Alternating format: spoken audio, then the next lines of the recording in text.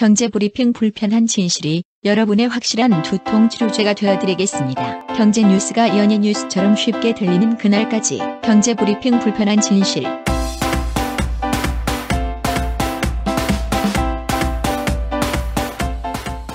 경제브리핑 불편한 진실 5월 19일 순서 시작하겠습니다. 저희가 어제 방송 말미에 야구를 보러 간다고 말씀드렸잖아요. 예. 고척 동구장. 그렇죠. 저희가 어제 진짜 갔다 왔어요. NC 다이노스와 넥센 히어로즈 경기. 그렇습니다. 고척돔이 올해 오픈을 했잖아요. 그렇죠. 그래서 다들 궁금해 하실 텐데요. 개폐가 안 되는 돔이더라고요. 그러니까요. 이게 위로 뭐가 하나 막혀 있어요. 꼭 천같이 돼 있더라고요. 이게 동구장의 좀 특징인 것 같아. 소리가 생각보다 많이 울리더라고. 그렇죠. 저는 그런 느낌까지 받았어요. 예전에 요즘은 가본 적이 없고 예전에 나이트클럽 갔었을 때 예. 소리 쾅쾅 울리는 거 있잖아. 예. 동구장에서 그런 느낌이 나더라고요. 그리고 선수들과의 거리가 굉장히 가깝더라고요. 그러니까 우리가 뭐라고 선수한테 얘기를 하면 뭐 예를 들어 욕을 하면 그 선수가 우리 쳐다볼 것 같아. 어제 NC 선발 투수가 이재학이었거든요. 근데 제가 있는 자리에서 이재학 베이비 피쳐 그러면은 들을 것 같아. 걔가 우리 쪽으로 공을 던질 것 같아. 근데 공을 던져도 소용이 없는 게 그물이 또 쳐져 있어요. 그렇죠. 그러니까 파울볼을 위해서 안전을 위해서 그물을 친 것 같긴 한데 저는 개인적으로 너무 답답하더라고. 그렇죠. 눈앞에 이렇게 막이 하나 쳐져 있는 것 같아가지고 뭔가 시원하지 않다 이런 느낌까지 들더라고요. 저는 이제 메이저리그 야구를 좋아해서 제가 조금 젊었을 때는 미국 여행도 하고 그랬거든요. 그때마다 빠지지 않고 갔던 게 야구장이었어요. 그래서 시애틀, LA, 샌프란시스코 이런 데는 제가 직접 야구장을 가서 구경도 하고 그랬거든요. 근데 시설이 좋은 건 당연히 MLB의 구장들이기 때문에 그럴 거라고 생각했는데 선수와의 공간, 거리 이게 가까워서 너무 좋았고 그럼에도 그물이 없어요. 그물이. 그렇죠. 거기에 앉으신 분들은 대부분 글러브 같은 거 준비해 오셔가지고 공이 날라오면 바로 잡아버리잖아. 근데 우리는 공이 오면 어디선가 호루라기 소리가 들리죠. 그거 피하라고. 그래서 조금 안타까움이 있었는데요. 저는 혹시 2층에 가면 좀 광경이 달라질까 한번 올라가 봤거든요. 2층에서 보니까 거기는 그물이 눈앞에 걸리지도 않고 경기장도 잠실에서 보는 것보다 훨씬 가까이 보이고 오히려 2층 관람을 좀 추천드리고 싶다는 생각이 들더라고요. 근데 물론 좋은 점도 많이 있어요. 아무래도 새 구장이기 때문에 화장실이라든지 이런 시설이 굉장히 깔끔하고요. 그리고 잔디와 흙 상태가 굉장히 좋더라고요. 그렇죠. 제가 예전에 야구 기자 했던 그때와는 비교가 안 될 정도로 퀄리티가 굉장히 좋았어요. 벌써 10년 이상 강산이 변했는데 당연히 그렇겠죠. 아무튼 동구장 새로운 경험이었고요. 밖에서 야경으로 바라본 동구장의 모습도 상당히 이쁘다는 생각이 들었어요. 다만 교통이 안 좋다는 얘기 여러 번 나왔죠. 그게 구일역에 있더라고요. 그래서 지하철 타고 가기에는 조금 힘들었다는 점, 이것도 좀 안타깝다는 생각이 들더라고요. 그나마 다행인 거는 구일역에서 2번 출구로 나오시면요 도보로 1분 30초? 그 정도면 갈 수 있더라고요. 1분 30초는 뛰어야 돼. 보통 걸음이면 한 5분 정도 걸리는 것 같아요. 아무튼 여러분들 이번 주말에 기회가 되시면 야구 경기 한번 가보시는 것도 참 좋을 것 같습니다.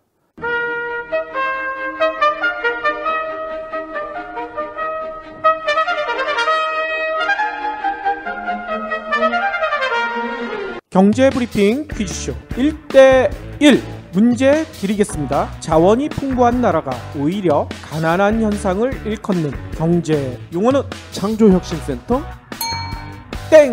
땡입니다. 왜 틀려요? 자원이 없으니까 창조라도 해야죠. 그렇긴 한데 답은 천연자원의 저주. 다음 문제들이죠. 에이즈를 제외하고 가장 심각한 전염병을 유발하는 것은? 가습기 살균제? 땡! 전염병이라고 했잖아요. 수백 명이 죽었는데 그게 전염병 아니에요?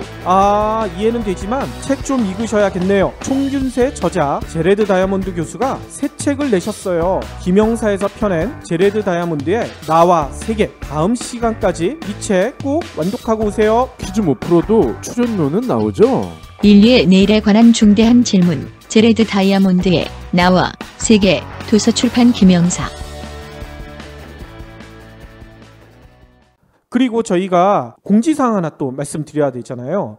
저희가 계좌를 통해서 후원을 받고 있는데 후원이 끊이지 않고 들어오고 있어서 너무나 감사하다는 말씀을 또 드려야 될 것 같아요. 예, 저희 경제 브리핑을 늘 응원해 주시는 선관석 어르신, 이분이 또 후원을 해주셨어요. 제가 어르신이라고 말씀을 드린 거는 이분은 이 PD님이랑 카톡도 하시죠?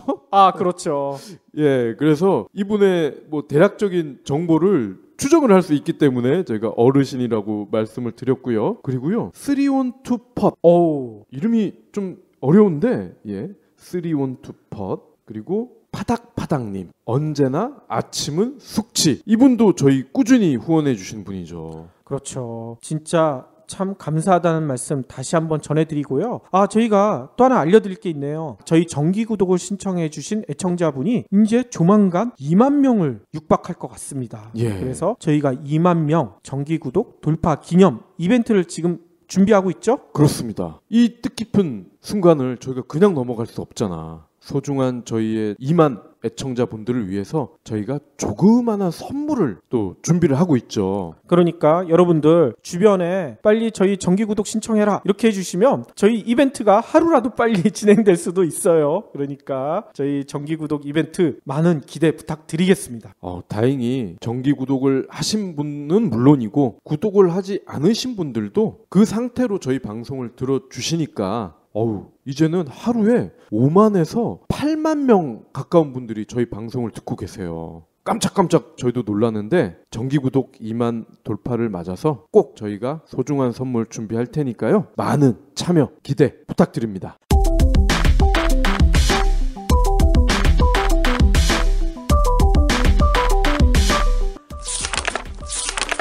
부장님 일찍 나오셨네요. 근데 왜 신문을 그렇게 여러 개씩 보고 계세요? 내가 의심병이 좀 있어. 의심병이요? 한 사건을 놓고 언론에서 장난을 많이 하거든.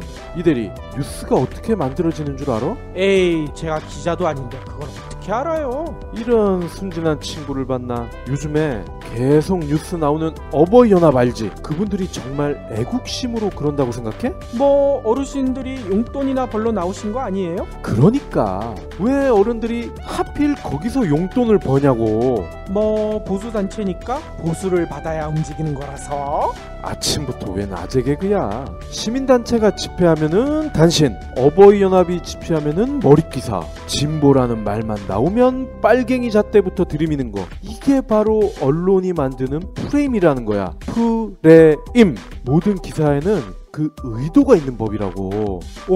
부장님은 어떻게 그런 걸 다 아세요? 사실 내가 요즘에 현직 기자가 쓴 재밌는 책을 하나 보고 있어. 이거 나쁜 뉴스의 나라. 아마 이대리가 보는 찌라시보다 훨씬 재밌을걸?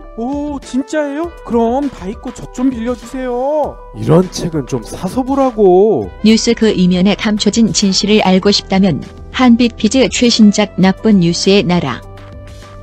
그러면 오늘 꼭 챙겨야 할 경제 브리핑. 박 PD는 이 노래 아시죠? 우리의 서울, 우리의 서울. 이용. 이용. 이 노래가 지금도 뭐 야구장이나 또 축구장 이런 데 가면 많이 불려요. 응원가로. 그래서 아름다운 서울 우리 사랑하리라 뭐 이런 얘기까지 하잖아. 근데 다들 그게 거짓말이었나 봐. 사랑 안 하나 봐. 뭔 얘기냐면요, 서울이 살기 싫어서 떠나시는 분들이 생각보다 많대요. 탈서울. 그래서 서울 인구 1000만이 무너질 수도 있다, 이런 전망까지 나오고 있다고 합니다. 오늘 통계청이 1분기 시도별 지역 경제 동향 이거를 발표를 했거든요. 여기를 보니까요, 올 1분기 그러니까 1월부터 3월까지죠. 서울에서 다른 지역으로 떠나신 분들, 근데 그냥 떠난 게 아니라 순유출, 그러니까 유출되신 분에서 유입되신 분 그 수를 뺀 순유출을 따져봤더니만요 23,885명 이렇게나 많이 떠나셨대. 제가 작년 가을에 파주 인삼 축제를 갔더랬지요. 근데 이용 씨가 오신 거야 거기에. 근데 방금 이 PD님이 부른 그 노래, 그거를 파주 버전으로 바꿔서 부르시더만. 그러면 우리의 파주예요? 그것도 그렇고요. 종로에는 사과나무를 심어보자 이거잖아. 종로가 파주로도 바뀌더라고. 아, 그렇군요. 근데 이 탈서울을 예상하시고 노래를 부르셨나 봐. 아, 그럴 수도 있을 것 같아요. 뭐 다시 통계청 자료를 좀 살펴보면요. 서울이 뭐 계속 이렇게 순유출만 됐던 건 아니래요. 2009년 1분기 이때까지는 8,727명이 순이입이 됐대요. 그런데 이때 이후로 7년째 계속 순유출만 되고 있다고 합니다. 그래서 3월 말 기준 서울의 주민등록상 인구가 얼마인 줄 아세요? 19,588명. 그러니까 1,000만 명에서 9,588명만 넘어선 거야. 10,000명도 넘어서지 못했다는 얘기인 거예요. 그러니까 지금 올해 1분기에 24,000명 정도가 빠졌으니까 앞으로 1개월이나 1개월 반 정도면 1,000만이 무너지겠군요. 그럴 가능성이 충분하죠? 아니 그러면 서울만 이러느냐? 그건 아닌가 봐요. 올 1분기에 순유출이 많았던 지역을 살펴봤더니 대구에서 왜 이렇게 빠질까요? 대구도 3,200여 명이 유출이 됐고요. 전남도 3,200여 명이 순유출이 됐대요. 그러면 이렇게 유출된 인구들 어디로 갈 거 아니야. 해외로 나가신 분들도 있겠지만 국내 어디로 갔을까 좀 유추해 봤더니만 경기도로 많이 갔네요. 그러니까 서울에서 경기가 가장 가깝잖아. 네. 그 이유인 것 같아요. 경기도의 순유입 인구는요 28,248명. 그리고 세종으로도 많이 가셨네요. 12,024명. 그 다음이 요즘 제주 열풍이 불고 있죠. 네. 그래서 그런가 4,183명이 제주로 순유입이 됐대요. 저도 경기로 간 사람 중에 하나죠. 그러니까 말이에요. 진짜 거리마다 푸른 꿈이 넘쳐 흐르는 서울은 이제 옛 이야기가 되지 않을까 이런 우려까지 생기고 있습니다. 네. 다음 소식입니다. 아파트값 수도권은 올랐는데 지방은 하염없이 내리고 있습니다. 아파트값도 양극화죠. 한국감정원이요 16일 기준 전국의 주간 아파트값을 발표를 했는데요. 지난주와 마찬가지로 수도권 아파트값은 0.04% 상승, 반면 지방은 0.03% 하락. 서울 아파트값은 강남권 재건축 단지 강세로 0.07%나 상승했고 경기, 인천은 각각 0.02% 올랐습니다. 아니 서울 인구가 계속 빠져나간다는데 왜 강남권은 이렇게 오른 거예요? 재건축 단지 때문이죠. 예. 그런데 입주 물량이 그동안은 몰렸던 경북 0.15%로 하락을 했어요. 아하. 대구는 0.08% 마이너스. 아까 대구 순유출이 많다고 그랬잖아. 예. 그래서 그런가 보네요. 예. 특히 조선 요즘 난리잖아요. 그렇죠. 구조조정을 많이 했다고 말씀을 드렸는데 울산이 마이너스 0.05%. 이게 2년 4개월 만이래요. 아하. 마이너스가. 그만큼 울산이 잘 나갔다는 얘기죠. 지금까지는 거제가 포함된 경남 마이너스 0.06%. 지난주에 비해서 낙폭이 확대됐습니다. 전국 아파트 전셋값은요 0.04% 올랐는데 지방은 의외로 0.01%가 하락했어요. 오호. 서울이나 경기는 전셋값도 꾸준히 오르고 있는데 지방은 전셋값마저도 이제는 하락을 하고 있다는 거죠. 이렇게 지방이 하락하기 시작하면 결국은 서울도 하락하지 않을까요? 그렇다고 봐야 되겠죠. 지난달 생산자 물가가요 소폭 상승했대요. 이게 무려 11개월 만에 반등이라고 합니다. 이 내용은요 오늘 한국은행이 발표를 했어요. 2016년 4월 생산자 물가 지수 여기에서 발표를 했는데요. 지난달 생산자 물가 지수가요 98.60 그래서 전월 대비 0.2% 올랐다. 이렇게 나타났다고 합니다. 이거는 아까 얘기대로 지난해 5월 이후 11개월 만에 상승 전환이다. 한국은행은 이렇게 설명을 했어요. 그런데 문제는 지난해 같은 달과 비교해 봤더니만 이게 아직 반등한 건 아닌가 봐요. 오히려 3.1% 하락했대. 그래서 2014년 8월 이후 1년 8개월째 하락세라는 거예요. 게다가 요번에 상승 반전한 게 또 문제가 있더라고요. 그냥 경기가 좋아져서 생산자 물가지수가 올라갔다. 이랬으면 좋았을 텐데 이게 따져봤더니만요. 딴 거는 별로 오른 게 없어요. 국제 유가, 국제 유가만 올라가지고 이게 상승 반전했다고 해요. 뭔 얘기냐면요. 석탄, 석유 제품 등 여기에서 가격 오른 게 2.2%, 그리고 제1차 금속 제품이 요것보단 좀 낮은 1.5% 이런 식으로만 올랐다는 거예요. 반면에 서비스업이나 뭐 이런 데에서는요. 음식점, 숙박이 0.4% 오른 데 그쳤고요. 운수도 0.2% 오른 데 그쳤다고 합니다. 그러니까 경기가 좋아져서 돈이 잘 유통이 돼서 그래서 오른 게 아니라 기름값 때문에 올랐다는 거군요. 그렇죠. 그러니까 이거 가지고 혹시 경기가 좋아지는 거 아닌가 이렇게 생각하시면 좀 큰일 나실 것 같아요. 소 한 마리 얼마쯤 할까요? 아, 그냥 한 마리 다? 소. 오, 좀 비싸지 않을까요? 한 600만 원? 700만 원? 그죠. 저도 그쯤으로 알고 있었는데 1,000만 원이 넘는다고 합니다. 아, 소 한 마리가? 예. 그렇게 비싸요? 통계청이 지난달 국산 쇠고기 값이 작년 4월보다 18%나 올랐다 발표를 했어요. 18%. 아니, 제가 요즘 돈이 없어서 그런가 소고기 거의 안 먹었었거든요. 그쵸? 이렇게 많이 올랐는지 몰랐네. 예. 근데 구제욕 파동이 있었던 2010년 4월 이때는 19.6%가 올랐는데 이때 이후에 가장 많이 올랐다는 거예요. 오호. 국산 소고기 값 상승은 지난해 말부터 계속되고 있습니다. 작년 10월에 12.2%가 오르더니 12월, 12월에도 11에서 12%대 상승세를 기록을 했습니다. 올 들어서는 이게 더 커졌어요. 1월에는 14%, 2월, 3월에는 16%, 지난달에는 18%까지 상승폭을 키운 거죠. 아니, 그러면 이렇게 소고기 가격이 오른 것은 소고기 많이 먹어서 그런 거예요? 많이 먹어서 올랐으면 억울하기가 좀 덜할 텐데 한우 자체가 줄고 있다는 거예요. 그러니까 농민들이 키우는 이 소 자체가 지금 줄고 있다는 겁니다. 아하. 왜냐하면 농민들이 한미 FTA 하면서 이러다가 우리 망하는 거 아니야? 이러면서 자발적으로 소 사육수를 줄인 거예요. 아, 그러니까 소 키우는 사람들이 이제 소 더 안 키우겠다 이런다는 거예요? 그렇습니다. 그 와중에 정부에서 여기다 펌프질을 또 한 거야? 어떤 펌프질을요? 폐업을 하면은 지원을 해주겠습니다. 그러니까 농민들 입장에서는 당연히 폐업을 하는 쪽으로 갈 거 아닙니까? 아, 그렇겠군요. 정부에서 예상하는 적정 한우 수는요 280만 마리래요. 근데 1분기에 259만 마리, 그러니까 20만 마리가 적은 거야. 아, 그러니 한우 가격이 천정부지를 모르고 올라가고 있는 거군요. 그렇습니다. 그래서 구체적으로 통계를 봤더니요 한우 한 마리가 지금 1,000만 원 수준이라는 거야. 딱. 이야, 그렇군요. 아니, 그러면 예전에 저희 대학 다닐 때 대학을 우골탑이라고 그랬잖아요. 소 키워서 대학 보낸다. 예. 이게 가능해지는 거예요? 그렇습니다. 요즘 학교 한 학기 법, 의대 이런 게 아닌 일반 과면은 1,000만 원 정도 하거든요. 그럼 소 한 마리 팔면 한 학기 충당되죠. 오호.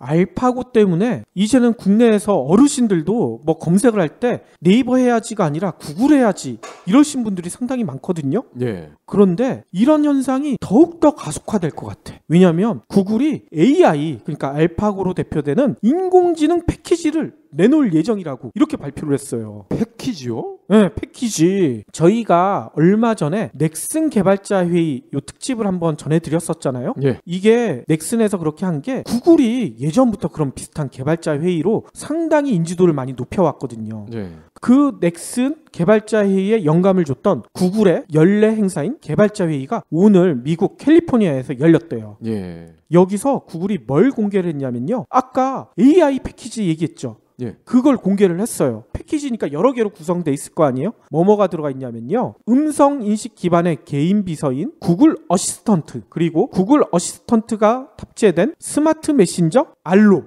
이름이 알로예요.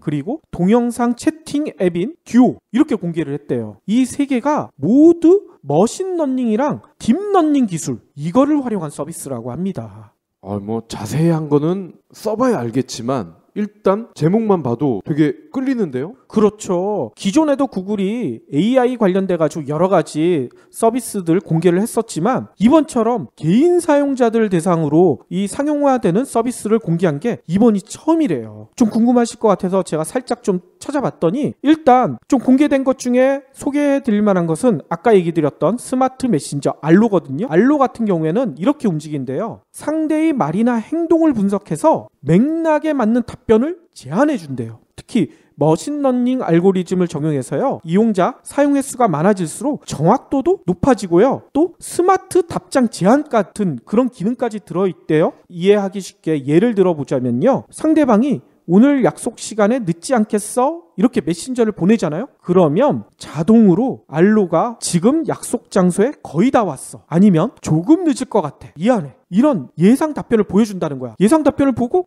이게 맞네 해가지고 바로 보내면 된다는 거죠. 아, 그러니까 얘가 지금 우리 주인이 어디쯤 있나 GPS나 이런 걸 돌려봐가지고 어느 정도 거리에 있다 판단을 해서 적절한 답을 보내준다는 거군요. 적절한 답을 보여주고 그걸 선택해서 보낼 수 있게. 엄청 편하겠죠. 피차이 CEO는 오늘 이런 얘기를 하더라고요. 구글은 머신러닝과 딥러닝 기술을 활용해서 기후변화와 건강관리, 교육 이런데 많은 사람들에게 영향을 줄 수 있는 것들에 대해 연구 중이다. AI를 활용해 당뇨성 망막변증 진단 기술을 개발하고 있다. 이렇게 공개를 했어요. 예.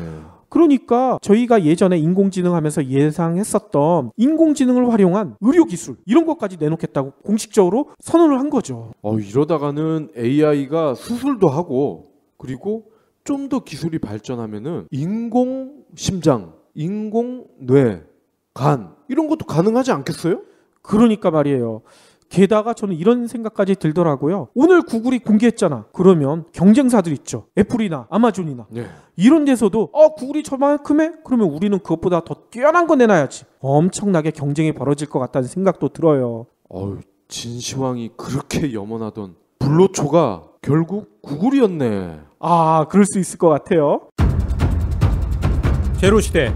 산업의 모든 경계가 무너지고 있습니다. 기업의 핵심 자산은 부채로 바뀌고 있습니다. 여러분이 알고 있는 경영 상식은 이미 파괴되고 존재하지 않습니다. 제로시대. 호황기를 기다리지 마라. 호황기는 절대 돌아오지 않습니다. 지금까지와는 전혀 다른 방법, 새로운 전략을 찾아야만 합니다. 국내 프리미엄 경영 전문 매거진 동아 비즈니스 리뷰 김남국 편집장이 전하는 새로운 생존 공식은 제로시대에서 보실 수 있습니다. 비즈니스북스에서 출간된 제로시대는 서점에서 절찬 판매 중입니다.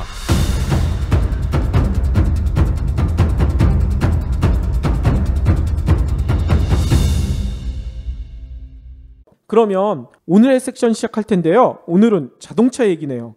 근데 왜 갑자기 중국집 얘기부터 하고 싶다고 그러시는 거예요? 네, 예를 한번 들어보는 겁니다. 이건 가상의 이야기니까요. 중화요리, 우리는 중국집이라고 하잖아요. 그렇죠. 북경반점, 광동반점 얘네가 나란히 경쟁을 하고 있습니다. 그런데 두 식당은 서로 자신들의 요리가 최고다 틈만 나면 싸움을 하는 거야. 어허. 북경반점 주인은 북경은 중국을 대표하는 도시로 북경 요리야말로 중국 요리의 진수 이렇게 강조를 해요. 이에 대해서 광동반점 주인은 밋밋하고 특색이 없는 음식을 요리라 할 수 있는가? 보기에도 좋고 화끈하고 매운 광동식 요리야말로 진정한 중국 대표라 해 라고 대꾸를 합니다.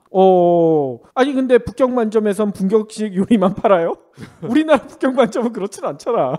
예를 들면 그렇다는 거죠. 그렇죠. 그러던 어느 날 모든 매체에서 중국집을 부정적으로 묘사하기 시작합니다. 어떡해요? 이런 거죠. 주요 요리 가운데 중국 요리 칼로리가 가장 높다. 비만의 적. 이런 보도가 나왔어요. 나오자마자 두 식당의 매출이 반토막이 났고 석 달 뒤에 나란히 문을 닫았습니다. 그런데 아이러니하게도 두 중국집에 눌려서 길을 펴지 못했던 한식집 서울식당은 매출이 3배가 늘었어. 두 식당에 가던 손님이 다 이쪽으로 몰리는군요. 그렇습니다. 가상의 이야기입니다. 가상의 이야기. 전국에 계신 중국집 주인분들은 저한테 항의를 하시면 안 됩니다. 이건 가상의 얘기입니다. 그런데 이런 일이 자동차 업계에서는 실제 벌어지고 있습니다. 아니 그러면 도대체 중국집은 어디예요? 한식집은 또 어디고? 먼저 우리나라 소식부터 들어보실게요. 한국 소비자들이요. 카를로스 곤 르노 닛산 회장인데 이 카를로스 곤은 지금도 경영 잘하는 CEO의 교과서처럼 나오는 분이에요. 책도 있잖아요. 네. 근데 한국 소비자들이 곤을 상대로 소송을 냈어? 오호. 이분들이 누구냐? 닛산의 SUV인 캐시카이 디젤 모델을 산 사람들이에요. 아, 저희가 얼마 전 브리핑에서 알려드렸었죠. 예. 캐시카이 국내 소유주 30여 명이요. 국내 한 법무법인을 통해서 서울중앙지방법원의 곤 회장 그리고 한국 닛산의 다케이코 키쿠치 대표를 대상으로 부당이득 반환 청구 소송을 내기로 했습니다. 국내 소송에서 이 곤과 같은 글로벌 기업 CEO가 연루가 된 것은 매우 이례적입니다. 오호. 사건은요 16일로 거슬러 가죠. 환경부가 작년 12월부터 올해 4월까지 국내에서 판매된 경유차 20개 차종을 조사했더니 캐시카이 배출가스 양이 불법으로 조작이 됐다. 이미 설정한 것으로 판단이 된다. 이렇게 밝혔어요. 즉 닛산의 불법 행위로 중고차 가격 하락. 이거는 직접적인 피해잖아. 그렇죠. 거기다가 공해 물질을 너네가 약속한 것보다 더 많이 배출하고 있다. 이거 기만행위다. 이런 것들을 묶어서 문제를 삼은 거죠. 아니 그러면 우리도 소송해야 되는 거 아니에요? 캐시카이에서 나오는 공해물질 우리가 마셨을 거 아니야. 아, 소송을 해도 될 것 같긴 한데 이게 증명이 가능할까 모르겠습니다. 물론 닛산 측에서는 우리는 그 어떤 임의 설정이나 조작을 하지 않았다. 규제가 한국보다 더 까다로운 영국에서도 아무런 문제가 없었고 지금도 제품을 시판 중이다. 이렇게 해명을 했습니다. 물론 환경부가 실험을 제대로 하지 않았을 수도 있고요. 닛산이 불법 행위를 저질렀을 수도 있습니다. 이 문제는 향후 법정에서 가려지겠죠. 아니 근데 저는 이런 게 아닌가 이런 생각이 들어요. 영국에서 파는 캐시카이와 한국에서 파는 캐시카이가 좀 다르지 않을까? 백화점에서 파는 에어컨과 이마트에서 파는 에어컨이 똑같은 브랜드, 똑같은 제품이라도 미세하게 차이가 나듯이. 그러니까 말이야. 그러니까 영국에서는 아무 문제가 없는 거고 한국에선 조사해봤더니 문제가 있는 거고. 충분히 그럴 가능성이 있죠. 자, 근데 지난달 일본 미쓰비시가 연비를 불법 조작해서 큰 파문을 일으켰잖아요. 그랬었죠. 그런데 불과 하루 전 일본의 또 다른 자동차 메이커입니다. 스즈키도 불법 행위를 시인을 했어. 아니 일본 자동차들 도대체 왜 이래요? 이거 줄줄이네. 유행인가 봐요. 이 스즈키의 오사무 회장이요 기자회견을 열고 이렇게 말했습니다. 일본 내에서 16개 210만 대 부적절한 방법의 연비 테스트를 했다라고 실토를 했어요. 16개 차종에 210만 대. 결과적으로 법에 정해진 측정 방법을 사용하지 않았다. 깊이 사죄드립니다. 라고 용서를 구했어요. 스즈키가 홈페이지에 공개한 자체 조사 결과에서요. 배출가스 연비 테스트와 관련해 국토성이 정한 규정과 일부 다른 취급이 있었다. 법에 따라 실측한 데이터 대신에 다른 데이터를 사용을 했다는 거를 시인을 한 거야. 그러니까 미츠비시와 비슷합니다. 그러네요. 심지어 바람의 영향을 받으면 차량 속도가 느려지잖아. 그렇죠. 이거를 피해를 보지 않기 위해서 바람이 거의 들어오지 않는 터널에서 테스트를 한 사실도 공개가 돼버린 거야. 이거를 터널에서 테스트를 하나 보죠? 그러니까요. 그러니까 바람이 안 부니까 당연히 공기 저항이 제로겠죠. 그러겠네요. 그럼 연비가 쓱 올라갈 거 아닙니까? 아하. 그런데 알고 보니까 스즈키도 미쓰비시처럼 단시간에 기술 향상을 할 수가 없으니까 꼼수를 부린 거예요. 스즈키는 오토바이가 굉장히 유명하죠? 그렇죠. 근데 알고 보면 얘들이 경차로 주로 먹고 사는 애들이에요. 경차. 근데 이 스즈키의 경쟁사가 다이하스라는 곳이 또 있습니다. 아, 여긴 또 처음 들어보네요. 예, 다이하스와 치열하게 경차 시장에서 연비 경쟁을 해왔는데 작년에 경차 부문에서 다이하스에 4만 대 차이로 1위를 내줬단 말이야. 아하. 그러니까 얼마나 다급했겠어요. 기술을 빨리 개발할 순 없고 연비는 올려야 되겠고 다이하스는 우리보다 연비는 잘 나오고 그러니까 이렇게 꼼수를 부린 거죠. 그러니까 시험 앞두고 공부해봤자 머리 안 들어오고 아이 그래 컨닝이나 하자. 그렇죠. 이거랑 똑같은 거네. 컨닝을 하다가 걸린 거야. 또 하필 좀 걸리지나 말든가. 그런데 미쓰비시와 스즈키가 연달아서 연비 조작 파문을 일으키면서 일본 차에 대한 신뢰에 금이 가고 있어. 그러니까 이거 어떻게 해요? 그런데 요렇게까지만 말하면은 경제 브리핑이 아니지. 아, 그렇죠. 뭔가 더 있죠. 아, 이거는 개나 소나 할 수 있는 수박 겉핥기 분석 아니겠습니까? 좀 더 깊이 들어가 보겠습니다. 안녕하세요, 해리입니다. 여러분, 꼬박꼬박 내는 반값을 생각하면 집 선택은 신중해야 합니다. 360도 리얼뷰와 조건 검색, 그리고 매물도 많은 다방으로 찾으세요.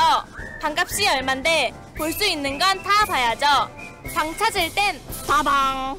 이전에 독일 폭스바겐이 배출가스 조작으로 소비자를 실망시켰죠. 그랬었죠. 즉 자동차 강대국 일본과 독일이 앞장서서 소비자를 기만을 한 겁니다. 결과적으로. 그러면 미국 차나 한국 차를 사란 얘기냐? 아닙니다. 물론 미국 차나 한국 차도 깨끗하다는 건 아니에요. 한국의 현대차만 해도 차에 물이 들어오죠? 아, 스탑해. 에어백이 각도 맞춰서 사고가 나지 않으면 잘 안 터져요. 잊을만 하면 급발진 사고 나죠. 신고된 연비가 과장됐다. 이러한 지적도 수차례 받아왔고요. 아하. 그렇다면은 휘발유든 디젤이든 내연기관에 의지하는 자동차는 출신을 막론하고 문제가 생길 소지가 다분하다. 이러한 결론에 우리가 도달할 수가 있습니다. 아, 이게 국적 때문이 아니라 원래 내연기관이면 이게 다 문제가 발생할 수 있다. 이렇게 봐야 된다는 거군요. 그렇습니다. 누가 어디서 어떻게 만들든 연비 조작, 배출가스 조작, 성능 과장 이러한 소비자 기만 패키지가 얼마든지 가능하다는 거죠. 충분히 그럴 수 있을 것 같아요. 자, 그럼 한식집 서울식당, 이 서울식당의 자동차 버전은 누굴까? 누구예요 도대체? 테슬라입니다. 테슬라. 아, 전기차? 예. 마침 같은 날 미국 CNN, 블룸버그, 얘네는 우리가 그래도 신뢰하는 매체 아닙니까? 그렇죠. 이들 매체가요, 나란히 보도를 했어요. 테슬라가 보통주를 발행을 하는데 규모가 14억 달러, 우리 돈으로 약 1조 7천억 원입니다. 오호. 증자를 한다는 거야. 증자. 더불어서 앨런 머스크 형아가 자기가 가지고 있는 주식을 278만 주를 매각을 한대. 어허. 그러면 총 조달액은요 20억 달러가 되는데 우리 돈으로 2조 4천억 원 정도 됩니다. 그러니까 이번 신주 발행 규모가 계산을 해봤더니 테슬라 역대 최대예요. 아니, 그러면 테슬라는 이렇게 자금을 확보하는 목적이 있을 것 같아요. 그렇습니다. 광폭 행보인데 정말 이렇게 단시간에 2조 4천억이라는 천문학적인 돈을 끌어모으는 거는 광폭 행보라고 볼 수가 있죠. 그렇죠. 이유는 모델 3입니다. 모델 3. 저희가 종종 방송을 해왔잖아요. 테슬라의 첫 보급형 모델이다. 가격은 3천만 원 중후반에서 한국에 수입이 될 경우에는 4천만 원 초중반이 될 것이다. 이렇게 말씀을 드렸는데 모델 3 사전 예약 대수가요 37만 대야. 아직 제품 나오지도 않았는데. 그렇죠. 근데 테슬라가 지금 3교대를 돌려도 만들 수 있는 맥시멈이 10만 대야. 아니, 그러면 사전 예약 37만 대 받으면 이거 언제 다 풀리는 거예요? 불가능하다는 얘기죠. 그러네. 즉 27만 대에 해당하는 고객들로부터는 문매를 맞아야 되는 거예요. 매만 맞으면 다행이게 앞으로 테슬라에서 나오는 모든 차 보이콧하지 않겠어요? 그럴 수 있죠. 전기차 아무리 잘 만들고 그럼 뭐해. 살 수가 없는 걸 내가 내 돈 주고 산다고 했는데도 못 사. 짜증날 거 아닙니까, 소비자 입장에서는. 그렇죠. 사전 예약을 좀 나중에 하신 분들은 이거 잘못하다가는 4년 이상 기다려야 되는 거 아니에요? 예, 그때까지 누가 기다려주겠어요. 근데 앨런 머스크가 모델 S, 모델 X 아주 이 두 차도 훌륭했는데 문제는 제때에 충족을 지키지 못한 거야. 왜 내가 이때 주문을 하면 이때 오기로 했는데 약속을 안 지키냐? 앨런 머스크 이 싸가지 없는 새끼. 배가 부르구나 니가. 에이, 설마 그랬을까? 그러면서 취소를 해버리는 거야. 오호. 그때 머스크가 이게 내가 남들이 천재라고 하는데 내가 너무 자만했구나. 중요한 거는 약속을 지키는 거구나. 이걸 깨달은 거죠. 그렇죠. 사업의 기본은 신뢰 아니에요. 약속을 지키는 거. 네. 그래서 이번에 증자를 하면서 자기 주식까지 이렇게 판 겁니다. 그래서 앞으로 2조 4천억 원요. 모델 3 이거를 최대한 많이 만드는데 투자를 할 거고요. 그리고 2018년까지 앨런 머스크가 50만 대를 생산하겠다고 약속을 한 적이 있어요. 오호. 그래서 설비를 모델 3 때 구축을 해 놓으면은 50만 대를 만들겠다. 이 약속도 지킬 가능성이 커지지 않을까. 이렇게 예상을 하는 거죠. 그렇군요. 아니 그러면 저희도 사전 예약 지금 신청해도 되겠네. 가능할 것 같습니다. 근데 한국에 오면은 아마도 4천만 원 초중반인데 돈 있으세요? 아니 그때까지 못 벌까요? 달러 예금으로 좀 버셨나 본데? 아이 그때까지 벌라 그러는 거죠. 지금은 없어요. 연비나 배출가스를 조작했느냐 안 했느냐, 또는 특정 정부가 적발을 했느냐, 운 좋게 피해 갔느냐, 이러한 이슈는 더 이상 고객에게 중요한 문제가 아니란 겁니다. 이제는 고객 입장에서는 엔진 달린 차를 사느냐 모터 달린 차를 사느냐 이거거든요. 이제는 정몽구 현대차 회장이 와 우리는 안 걸렸어 아싸 이러면서 기뻐한다? 그럴 계제가 아니라는 거야. 이번 조작 파문이 현대차와는 관련이 없는 일로 치부해서는 안 된다는 겁니다. 그렇군요. 아니 그런데 아마 정 회장님은 요번에 안 걸렸다고 상 주고 막 그랬을 것 같은데.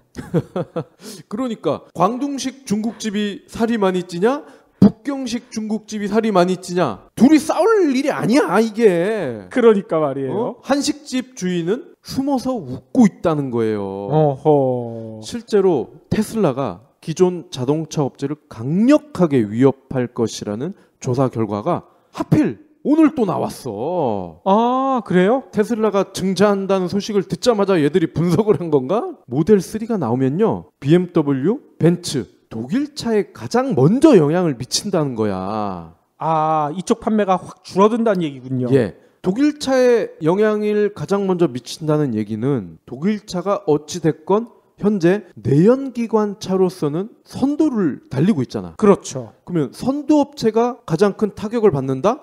이 뒤에 있는 애들이라고 무사할까요? 아 그렇죠. 뒤에 있는 애들은 더 큰 타격을 받을 수도 있겠네요. 그렇습니다. 미국 자동차 정보 사이트 중에 에드먼즈닷컴이라는 곳이 있는데요. 여기서 테슬라 구매 예정자들을 상대로 조사를 했어. 아주 흥미로운 조사를 했어요. 다른 브랜드 방문 여부를 공개를 한 거야. 그러니까 테슬라를 사기로 마음 먹은 사람을 대상으로, 야 솔직히 얘기해봐, 너 테슬라 사기 전에 어느 매장 둘러봤어? 이걸 물어본 거야. 어허. 그랬더니 27.6%가 나 BMW 갔다 왔어. 20%가 아우디, 19.2%가 벤츠.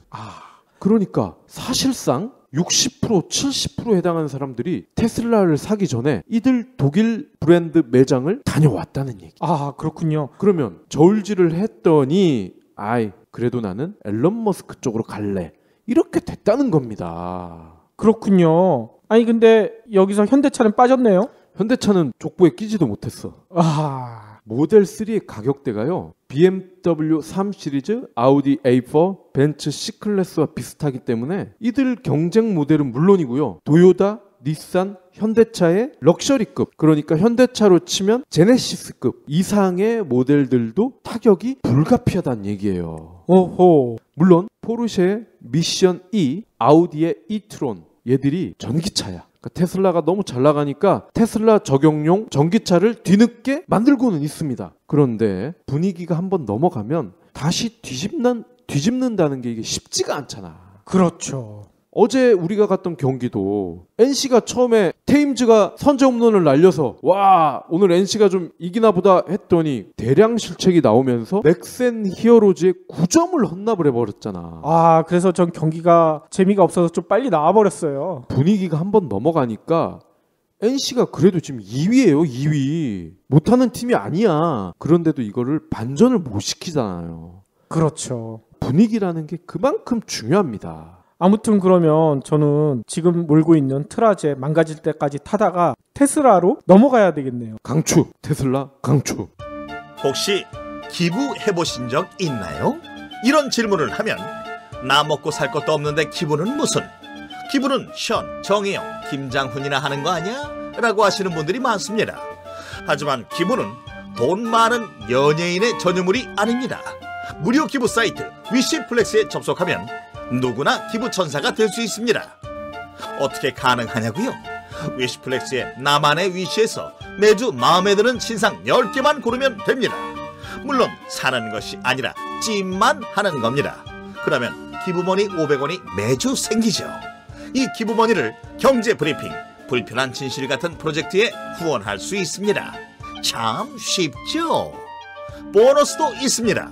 매주 추첨을 통해 골라놓은 신상을 최대 90% 할인된 가격으로 살 수 있는 기회도 제공합니다. 기부도 하고 신상도 챙기고 그야말로 꽉 먹고 알 먹고입니다. 이래도 기부는 나와 상관없는 딴 나라 이야기라고 하실 건가요?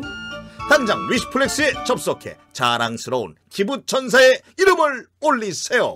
마무리로는요, 제가 또 오늘 페이스북에서 본 글을 하나 소개시켜 드리고 싶은데요. 이런 내용이 있어요. 성공하려면 짧게 말하라. 이야기의 길이와 연봉은 반비례한다. 이런 글이 있어.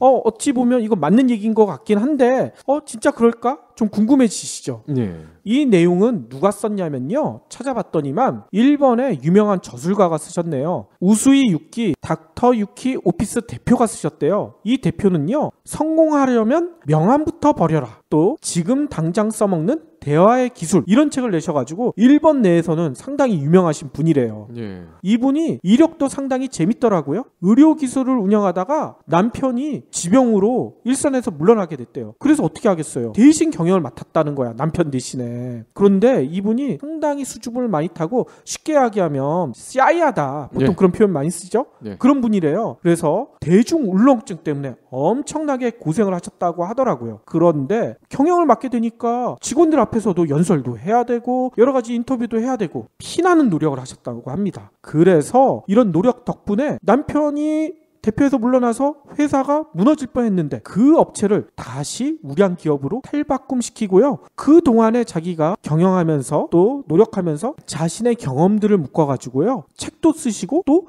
커뮤니케이션 전문가로 강사 역할도 하고 계시대요. 그래서 이분이 이런 얘기를 하세요. 이른바 성공했다고 말할 수 있는 여러 경영자나 전문가들을 만나봤는데 공통점을 하나를 발견했대. 뭐냐면 간결한 화법. 이 대표는 이렇게 얘기합니다. 일을 못하는 사람치고 이야기를 간결하게 하는 사람은 거의 없다. 왜냐?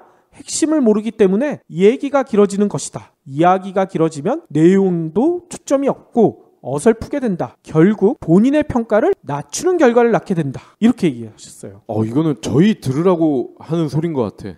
저희 너무 길게 얘기하나? 방송 분량을 좀 줄여야 될 필요가 있는 것 같은데.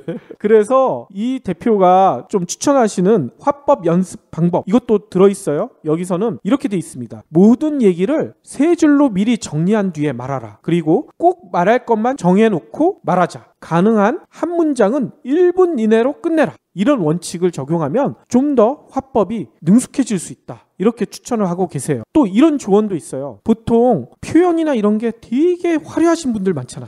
예. 이런 분들이 얼핏 보기에는 상당히 저 사람 말 잘하네 하지만 결국은 그 사람은 그 화법 때문에 신뢰성을 잃을 수가 있다. 이렇게 충고를 하세요. 예를 들어 이런 거죠. 촉촉한 부드러운 식감의 고소한 이런 표현과 푸딩 같은 식감의 버터 같은 향기를 지닌 이런 표현이 있다고 했었을 때 보통 사람들은 후자가 훨씬 더 세련됐다, 이해하기 쉽다 이렇게 생각하잖아요. 예. 그런데 그것도 처음만 그렇다는 거예요. 보통 경제학에서 한계의 효용 법칙 하잖아요. 처음 먹었을 땐 화려하고 이런 게 맛있지만 먹다 보면 그거 질리잖아. 표현도 마찬가지라는 거예요. 너무 화려한 수식어가 남발된 그런 표현은 결국 듣는 사람 실증 나게 되고 집중력까지 떨어뜨리게 된다. 이렇게 주장을 하시더라고요.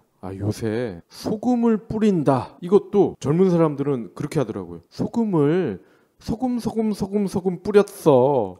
그렇게 해요? 후추를 후추 쳤어. 그러면 짜증난다는 얘기군요. 그렇죠. 결국은 듣는 상대방이 처음에는 재밌게 들을지 모르지만 나중 가서는 쟤 뭐야 이런다는 거지. 물론 지금까지 말씀드린 내용이 우리나라 문화와 과연 맞는가? 이렇게 의문을 제기하시는 분들도 계실 거예요. 우리나라는 그냥 간결하게 용건만 간단히 얘기하면 쟤 너무 건조한 거 아니야? 쟤 뭔가 문제 있어? 이런 식으로 표현을 하잖아. 그렇지만 진짜 커뮤니케이션이나 비즈니스 관계나 이럴 때 보면 오히려 이렇게 간결하게 얘기하는 사람들이 훨씬 비즈니스나 이런 게 이루어질 가능성이 높지 않을까? 이런 생각이 들거든요. 맞습니다. 빙빙 돌리는 것보다 할 말 먼저 하고 확실히 뭔가가 이루어진 다음에 나중에 뭔가 이렇게 화기애애한 것들을 해도 되잖아요. 그렇죠. 그래서 경제브리핑 불편한 진실도 빙빙 돌리지 않고 바로 끝낼게요. 강추.